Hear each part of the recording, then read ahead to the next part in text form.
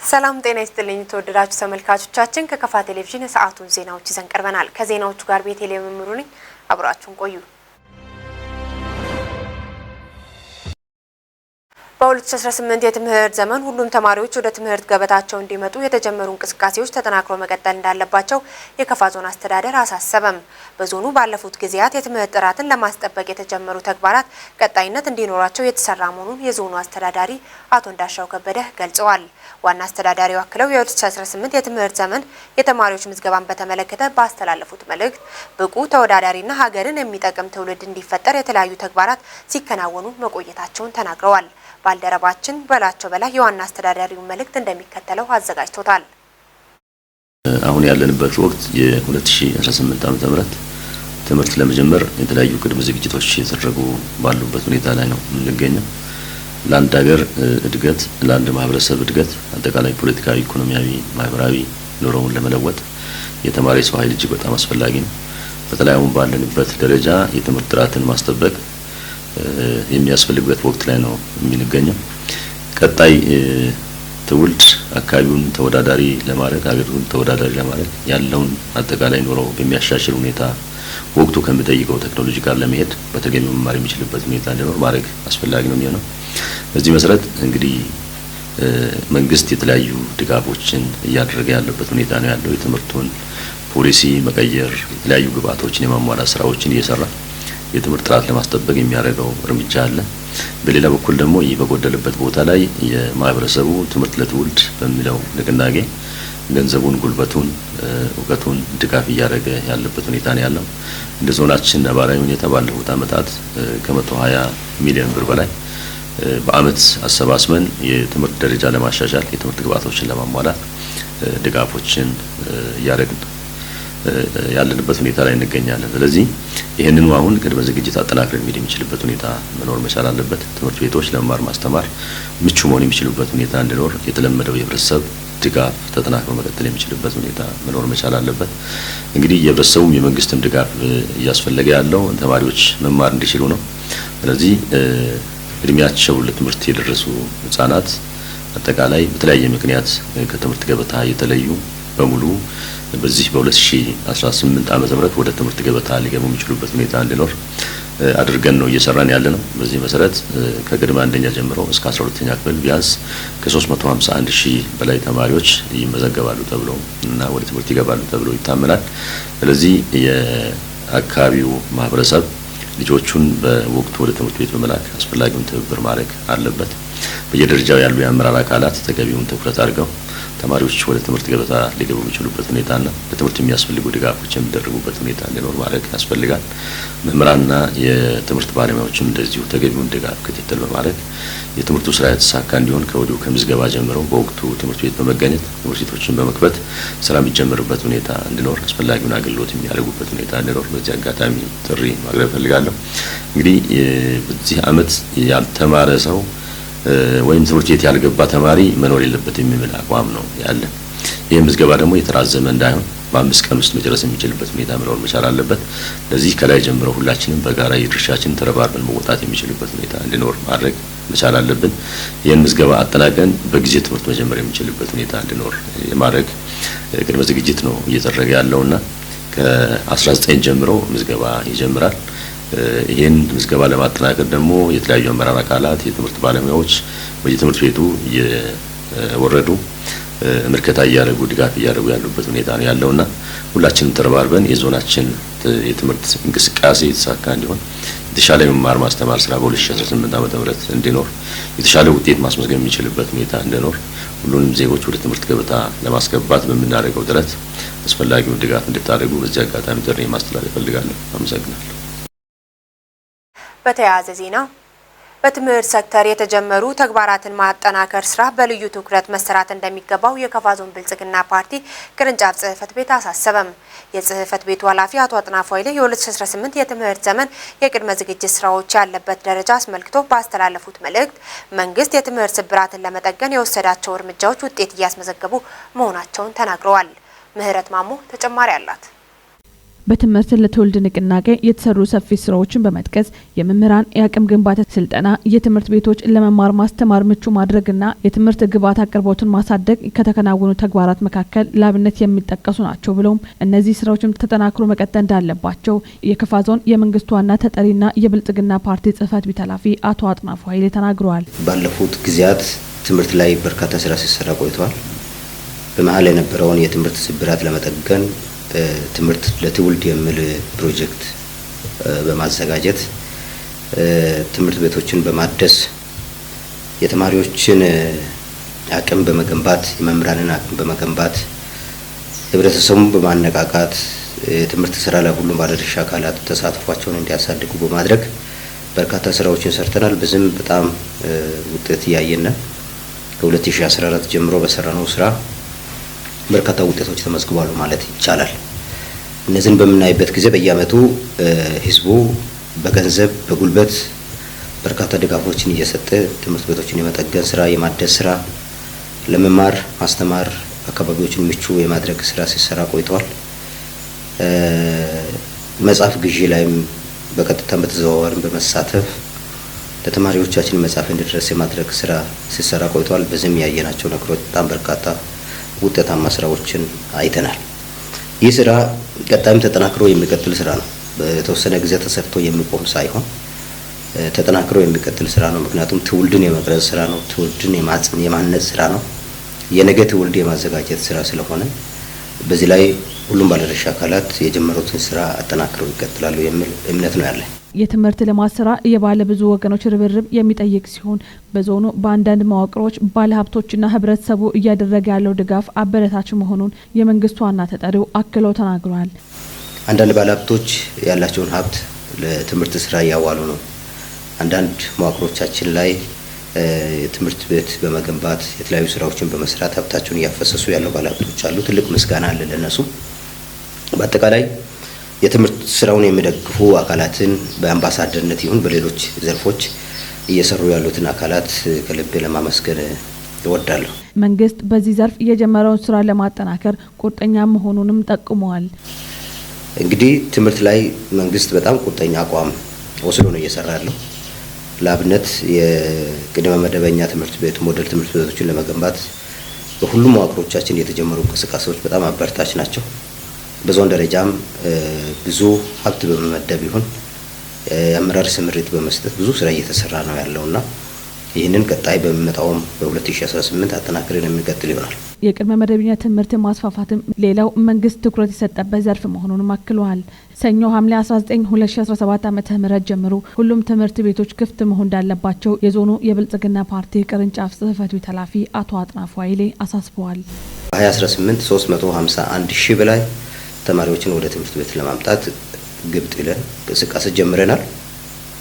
እነዚህን ተማሪዎች ደግሞ ትኩረት ሰጥተን መስራት ከቻልን ወደ ትምህርት ቤት ማምጣት እንደምንችል የሚያሳዩ ነገሮች አሉ። ስለዚህ የተማሪዎችን ምዝገባ በሚመለከት ከፊት ለፊታችን ከቀን 19 ጀምሮ ለተከታታይ 5 ቀን ተማሪዎችን በንቅናቄ ለማስመዝገብ ፕሮግራም ይዘናል። የንቅናቄው ጊዜ ሳይደርስ አስቀድሞ የጀመሩ መዋቅሮች አሉ። በጣም እናመሰግናለን። ከተማ አስተዳደሮችም ወረዳዎችም ከዛሬ ጀምሮ ምዝገባ መጀመራቸውን እያሳዩ ይገኛሉ። ስለዚህ በሚቀጥለው ተከታታይ 5 ቀናት ሁሉም ተማሪዎች በነቂስ ወጥቶ ትምህርት ቤት ላይ ምዝገባ ያካሂዳሉ።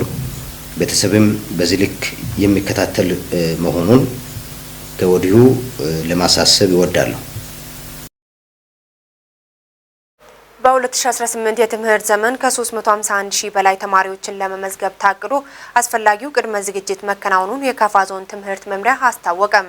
የመምሪያው ኃላፊ አቶ ሙልጌታ መሸሻ የ2018 ትምህርት ዘመን የተማሪዎችን ምዝገባ አስመልክተው ከከፋ ቴሌቪዥን ጋር ባደረጉት ቆይታ የትምህርት ስራ ውጤታማ እንዲሆን የተሰሩ ተግባራትን አብራርተዋል። ምህረት ማሞ ተጨማሪ አላት። በዞኑ በ2017 ዓመተ ምህረት የትምህርት ዘመን ከተከናወኑ ውጤታማ ተግባራት መካከል የትምህርት ቁሳቁስ አቅርቦትና ለትምህርት ቤቶች አምባሳደሮችን በመመደብ ለአብነት የሚጠቀስ እንደሆነ የከፋ ዞን የትምህርት መምሪያ ኃላፊ አቶ ሙሉጌታ መሸሻ ጠቁመዋል። በርካታ ስራዎቻችን ላይ ስኬቶችን አይተናል። ከተማሪዎች የትምህርት ምዘና አንጻር የተስተዋሉ ችግሮችን ለመቅረፍ በተለየ ሁኔታ የተማሪዎችን ውጤት ለማሻሻል በየደረጃው በርብርብ የተሰሩ ስራዎች አሉ። በዞናችን የትምህርት አምባሳደሮችን መስርተን ስምሪት ተሰጥቶ በክቡር ዋና አስተዳዳሪያችን በየደረጃው በርካታ ድጋፎችን አድርገዋል። የመማር ማስተማሩን ስራ ለማጠናከር የራሳቸውን እገዛ አበርክተዋል። የትምህርት ቁሳቁስ ድጋፍ አድርገዋል። መምህራን ትልቅ ሚና ነበራቸው። የመማር ማስተማር ስራው ላይ በቁርጠኝነት ጊዜያቸውን መስዋዕት አድርገው መደበኛ ባልሆነም አግባብ የተማሪዎችን ሲደግፉ ሲያስተምሩ እንደከረሙ ይታወቃል። ይህን በማድረግ መጨረሻ ላይ ለፈተና ያደረሱበት የመዘኑበት አግባብ ነው የነበረው። በዚህ ውስጥ ያየናቸው በርካታ ጥንካሬዎች አሉ። የትምህርት ቤቶችን ደረጃ ለማሻሻል የተሰሩ ስራዎች እጅግ በጣም የተሻሉ ናቸው። በዞኑ አንድ አዳሪ ትምህርት ቤት ተከፍቶ ተማሪዎች ሲማሩ መቆየታቸውን ያወሱት ኃላፊው የተማሪዎች ምገባን በትምህርት ተሳትፎ ላይ አዎንታዊ አስተዋጽኦ ማበርከቱንም ተናግረዋል። በዞናችን አንድ የአዳሪ ትምህርት ቤት ከፍተን የተማሪዎች ውጤት የሚሻሻልበትን አግባብ በጋራ ተግባብተን ተማሪዎቻችንን ወደ ማዕከል ወደ ዞን አምጥተን በልዩ ሁኔታ ለመጀመሪያ ጊዜ የአዳሪ ትምህርት እየተማሩ ትምህርታቸውን ያጠናቀቁበት ሂደት አለ። ሁሉም መዋቅር ተማሪዎችን በተለየ ሁኔታ አሳድረው ልዩ ድጋፍ በመስጠት ለዛ የሚሆን ሀብት መድበው እየመሩና የትምህርቱን ስራ እየደገፉ እንዳሉ ያ 17 ግምገማችን ነው የሚሆነው ማለት ነው። ከዛ ባሻገር ትምህርትን ከመሰረቱ ማሻሻል ያስፈልጋል የሚል መነሻ ይዘን በርካታ ስራዎችን ሰርተናል። ከዚህ ውስጥ አንዱ የቅድመ አንደኛ ተማሪዎችን የመማር ሁኔታ ማሻሻል ነው። በዚህ ረገድ በዞናችን ባሉ መዋቅሮች ከ110 ትምህርት ቤቶች በላይ ከ5900 በላይ የሆኑ ተማሪዎችን የምገባ መርሃ ግብር አስጀምረው ሀብት ሰብስበው ቁሳቁስ አዘጋጅተው ምግብ አዘጋጅተው ተማሪዎችን የመመገብ ስራ ተሰርቷል። በዚህም ተማሪዎች በተሻለ ሁኔታ በትምህርት ገበታቸው ላይ እንዲቆዩ የተደረገበት አግባብ ነው የነበረው። በእነዚህ ትምህርት ቤቶች የተማሪዎች ውጤት ከፍተኛ የሆነ ለውጥ ያሳየበት፣ ተማሪዎች ለመማር ያላቸው ፍላጎት እጅግ በጣም የጨመረ እንደሆነ የምገባ መርሃ ግብሩ በተካሄደባቸው ትምህርት ቤቶች ላይ ተዘዋውረን ለማየት ችለናል። በተያዘው የትምህርት ዘመን ለትምህርት ዘርፍ ልዩ ትኩረት ይደረጋል ያሉት አቶ ሙሉጌታም ውጤቱ ቀጣይ ያማረ እንዲሆን ሁሉም ባለድርሻ አካላት ከወዲሁ ሚናቸውን ሊወጡ እንደሚገባም ጠይቀዋል። ከቅድመ አንደኛ ደረጃ ትምህርት ጀምሮ እስከ ሁለተኛ ደረጃ ትምህርት ቤት 351458 ተማሪዎች ይመዘገባሉ ተብሎ ይጠበቃሉም ብለውም የመማር ማስተማሩ ስራ መስከረም 5 2018 ዓመተ ምህረት በይፋ እንደሚጀመርም አስታውቀዋል። ይህን ተከትለን በ2018 ዓም በዞናችን በርካታ ተማሪዎችን የትምህርት እድል ያላገኙ የትምህርቱ ተጠቃሚ ያልሆኑ የእኛን ማህበረሰብ ክፍል እድሜው ለትምህርት የደረሰውን ሙሉ በሙሉ ወደ ትምህርት ገበታ ማምጣት ያስፈልጋል የሚል እቅድ ይዘናል። ከዚህ አንጻር በቅድመ አንደኛ ደረጃ ከ64000 በላይ ህጻናትን እድሜያቸው 5 ዓመትና 6 ዓመት በመደበኛው ጣቢያና በማስፋፊያ ጣቢያዎች ላይ መማር የሚችሉበት እድል እንዲፈጠር እቅድ ይዘን አውርደናል። የኛ ማህበረሰብ ተቀብሎ ንቅናቄ እያደረገ ይገኛል። ሌላው በአንደኛ ደረጃ ላይ ከ250,000 በላይ የአንደኛ ደረጃ ተማሪዎችን ማሳተፍ አለብን፣ ሁሉም ወደ የትምህርት ቤት መምጣት አለባቸው የሚል እቅድ ይዘናል። በሁለተኛ ደረጃ ላይ ከ35,000 በላይ ተማሪዎች የሁለተኛ ደረጃ ትምህርታቸውን መከታተል መቻል አለባቸው ብለን እቅድ ይዘናል። እነዚህ ተማሪዎች በተለያየ አግባብ ትምህርት ቤት ያልገቡ፣ ምቹ ሁኔታ ያልተፈጠረላቸው፣ ያቋረጡ፣ መሰረታዊ የሆነ የክፍል ደረጃ ትምህርታቸውን እውቀታቸውን መያዝ ያልቻሉና እዛው ክፍል የደገሙ ተማሪዎች ናቸው በተለያየ ጊዜ። ስለዚህ ምንም አይነት ዓመተ ምህረት ሳይገድብ በአካባቢው ያሉ ተማሪዎችን ሙሉ በሙሉ ቀስቅሶ ወደ ትምህርት ተቋማት ማምጣት ያስፈልጋል የሚል መግባባት ላይ ደርሰናል። በአጠቃላይ በዞናችን በ2018 351458 ተማሪዎችን ተቀብለን ለማስተማር ዝግጅት እያደረግን እንገኛለን። ይህን ለማሳካት በየደረጃው በቁርጠኝነት እየተመራ ይገኛል። ማሳካት እንደምንችልም መዋቅሮቻችን እያረጋገጡልን ይገኛሉ። ነገር ግን በየደረጃው በተለየ ሁኔታ የምዝገባውን መርሃ ግብር በዚህ ዓመት ላይ መምራት አለብን ብለን እንደ ዞን ያስቀመጥነው አቅጣጫ አለ። አንደኛው የዞናችን አጠቃላይ የተማሪዎች የምዝገባ መርሃ ግብር በይፋ የሚጀምረው በቀን 19 ነው። የፊታችን ሰኞ ላይ ማለት ነው።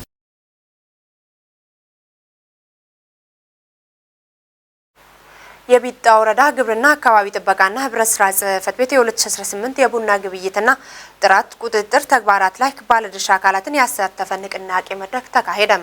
በመድረኩ በቡና ጥራት ግብይትና ምርታማነት ጋር የተያያዙ ችግሮችን በሚፈቱበት ሁኔታ ላይ አቅጣጫ ተቀምጧል። ዘገባው የባልደረባችን ናስር ተማምነው ምህረት ማሞት አቀርበዋለች። መድረኩን በንግግር የከፈቱት የቢጣ ወረዳ ዋና አስተዳዳሪ አቶ ዳግማዊ ማሞ እንደገለጹት ቡና ለከፋ ህዝብ የማንነት መገለጫ ብቻ ሳይሆን ከማህበራዊ ህይወቱ ጋር የተያያዘ መሆኑንም አክለዋል። ቡናችን የኢኮኖሚ ዋልታ፣ የማህበራዊ መስተጋብራችን ቅመም ነው።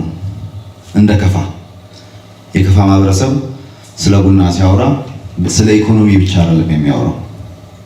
ታውቁታላችሁ አብዛኞቻችሁ ቡና ሲባል በማህበራዊ መስተጋብራችን ቅድሚያ የሚሰጠው ብቻም ሳይሆን ደግሞ በቤታችን ሴቶቻችን የሙያ መለኪያ የሚያደርጉት ትልቅ ክብር ያለው ኮሞዲቲ ከመሆኑ የተነሳ ነውና እንደ ቡና መገኛነታችን በግብይት ስርዓቱ ጥራትና ምርታማነቱ ላይ ያሉ ተግዳሮቶችን መፍታት ይጠበቅብናል ያሉት ዋና አስተዳዳሪው በዚህ ረገድም የሚከተለውን ሀሳብ አንስተዋል።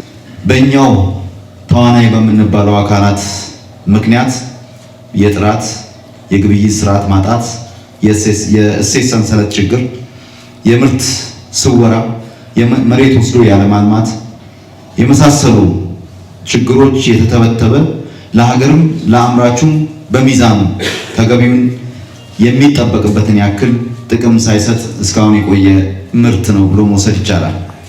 የወረዳው ግብርና አካባቢ ጥበቃና ህብረት ስራ ጽሕፈት ቤት ኃላፊ አቶ አብዱ ኡስማን በበኩላቸው በወረዳ ስላለው የቡና ሽፋንም አንስተዋል። ከፊል የጫካ ቡና እንዲሁ 9312.5 ሄክታር አጠቃላይ 42447.5 ሄክታር ቡና በ18595 አርሶ አደሮችን በማሳተፍ እስካሁን ማልማት ተችሏል። በወረዳችን ከ13 በላይ አልሚ ባለሀብቶች አሉ። 42 የቀይ እሸትና 19 የደረቅ ቡና ማበጠሪያ በድምሩ 61 የኢንዱስትሪዎችን እስከ 2018 መጀመሪያ ድረስ ማቋቋም ችለናል። በዚህ ዙሪያ ያነጋገርናቸው የመድረኩ ተሳታፊዎች በሰጡት አስተያየት መድረኩ አስተማሪና ብዙ ግንዛቤ የያዙበት እንደሆነም አስረድተዋል። ከዚህ መድረክ ያገኘሁት አንደኛ የቡና ምርት ከመድረሱ በፊት ወቅቱን ጠብቆ የባለድርሻ አካላት ውይይት በመደረጉ የተሻለ አፈጻጸም ይጠብቃለሁ።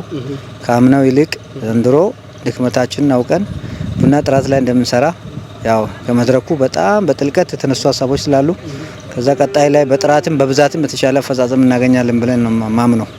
ይሄ ለየት ያለ መድረክ ነው። ያው ብዙ ጊዜ በቡና ዙሪያ እንሰባሰባለን። አሁን ያለው ንቅናቄው ከግባቱ ይታወቃል። የሚያምር ነው። ለምንሰራው ስራ መነሻ ይሆነናል። እናውቃለን ካለው ነገር ቡና እንዴት የተሰራ ነው ከአምናው እንዴት አሻሽለን እንሰራለን የሚለውን ነገር ነው ግንዛቤ ወሰድን ያለ ነው። በሚያምር መልክ ነው። እኛም ተስተካክለን መንግስት በሚሰጠን አቅጣጫ ለመስራት ተዘጋጅተን ያለ ነው። በመጨረሻም ይህንን አስመልክቶ ተጨማሪ ማብራሪያ የሰጡን ደግሞ በከፋ ዞን ግብርና መምሪያ ቡና ሻይና ቅመማ ቅመም ዘርፍ ኃላፊ ናቸው። ከ2002 ጀምሮ የቡና ማስፋት ስትራቴጂ እውን ሆኖ በርካታ ለውጦች መጥተዋል። በሚፈለገው ለኩ ባይመጣም በርካታ ለውጦች መጥተዋል። ስለዚህ ከዚህ አንጻር 2002 የቡና ማስፋት ሲጀምር 16000 ሄክታር በታች ነበር የጓሮ ቡና። አሁን ባለንበት ቡና የጓሮ ቡና ሽፋን 227227 ሄክታር በላይ ደርሷል። በዚህም ተሳታፊ አርሶ አደሮች 104000 አርሶ አደሮች ብሏል። ከአንድ ጥማድ እስከ 20 እስከ 30 ሄክታር ድረስ ያላቸው አሉና የዛ ውጤት ነው የቡና ማስፋት። ለማዕከላዊ ገበያ የሚቀርበውን ቡና በዛን ወቅት እስከ 1800 ቶን ብቻ ነበር ከከፋ በ2002። አሁን የዛ ቁጥር እስከ 15000 ቶን ድረስ ማቅረብ የተቻለበት ሁኔታ አለ። ያን ኢቭን የአቅራቢ ነጋዴዎች 10 በታች ነበር። አሁን ባለንበት ሁኔታ ወደ 300 አቅራቢ ነጋዴዎች እነሱ የሚፈጥሩት የስራ እድል አለና ኢንዱስትሪ ቁጥርም ወደ 9 የሚጠጋ ብቻ ነበር በጥቂት ባለሀብቶች የነበረው። አሁን የኢንዱስትሪ ቁጥር የእሸት መፈልፈያ ኢንዱስትሪ ቁጥር ወደ 126 ደርሷል። የመቀሸሪያ ኢንዱስትሪ ደግሞ 78 ደርሷል።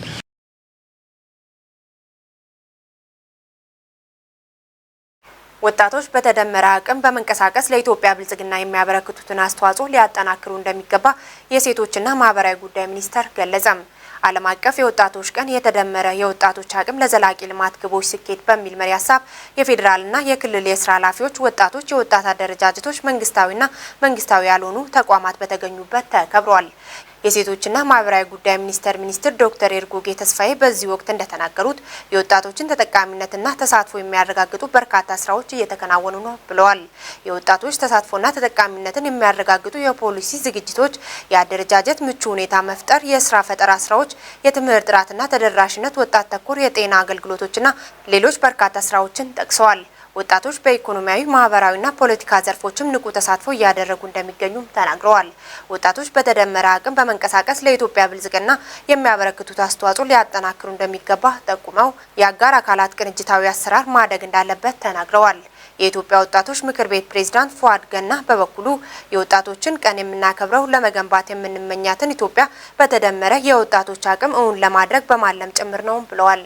የዘገበው የኢትዮጵያ ዜና አገልግሎት ነው።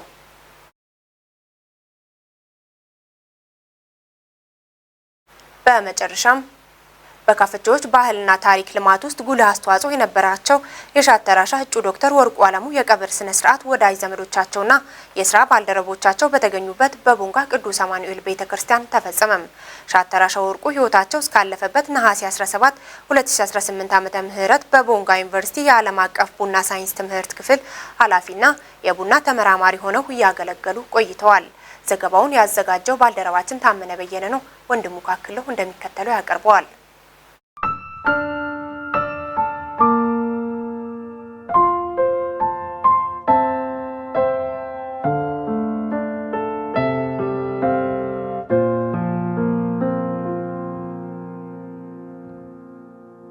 ከካፋቾ ብሔረሰብ ባህላዊ የኪነ ጥበብ ሀብቶች አንዱ የሆነው የክራር ቅኝት ወይንም ጥንቦን ከመሰረቱ በመጫወት በህይወት ዘመናቸው ባህሉን ያስተዋወቁት የሻተራሻ አለሙ ልጅ ናቸው። ሻተራሻ እጩ ዶክተር ወርቁ አለሙ። ሻተራሻ ወርቁ አለሙ ከአባታቸው ከሻተራሻ አለሙ ኃይልና ከእናታቸው ከወይዘሮ አጤ ማቲቲ በ1966 ዓመተ ምህረት በከፋ ዞን ጌሻ ወረዳ ዲሪበዶ ቀበሌ እንደተወለዱ የህይወት ታሪካቸው ያስረዳል። ሻተራሻ ወርቁ ከአንደኛ ደረጃ እስከ ከፍተኛ ሁለተኛ ደረጃ ትምህርታቸውን በጌሻና በቦንጋ ትምህርት ቤቶች ተከታትለዋል። የመጀመሪያ ዲግሪ ትምህርታቸውን በሚዛን ቴፒ ዩኒቨርሲቲ ካጠናቀቁ በኋላ ከወረዳ እስከ ዞን በተለያዩ የመንግስት ተቋማት በታማኝነት አገልግለዋል። የሁለገብ ዕውቀት ባለቤት እንደሆኑ የሚነገርላቸው ሻተራሻ ወርቁ አለሙ የአባታቸውን ፈለግ በመከተል የክራር ቅኝትንም ይጫወታሉ። ባህላቸውን ጠንቅቀው የሚያውቁና በሄዱበት ሁሉ የሚያስተዋውቁ በከፋ ህዝብና በወዳጆች ልብ ውስጥ የኖሩ ናቸው። ሻተራሻ ወርቁ የሁለተኛ ዲግሪ ትምህርታቸውን በቡና ሳይንስ የተከታተሉት ሻተራሻ እጩ ዶክተር ወርቁ አለሙ የቦንጋ ዩኒቨርሲቲን ተቀላቅለው የቡና ሳይንስ ዘርፍን በእውቀትና በከፍተኛ ተነሳሽነት ሲያስተባብሩ የነበሩ ናቸው። ሻተራሻ እጩ ዶክተር ወርቁ አለሙ ነሐሴ 16 2017 ዓ.ም ባደረባቸው ህመም በቦንጋ ገብረ ጻድቅ ሻዎ አጠቃላይ ሆስፒታል ሲረዱ ቆይተው ነሐሴ 17 2017 ዓ.ም ከዚህ ዓለም ድካም አርፈዋል። የቀብር ስነ ስርዓታቸው በቦንጋ ቅዱስ አማኑኤል ቤተክርስቲያን ወዳጅ ዘመዶቻቸው፣ ጓደኞቻቸውና የመንግስት የስራ ኃላፊዎች በተገኙበት ነሐሴ 18 2017 ዓ.ም ተፈጽሟል። ሻተራሻ እጩ ዶክተር ወርቁ አለሙ የስድስት ልጆች አባት ነበሩ። የከፋ ማህበረሰብ ቴሌቪዥን ለወዳጅ ዘመዶቻቸው መጽናናትን ይመኛል።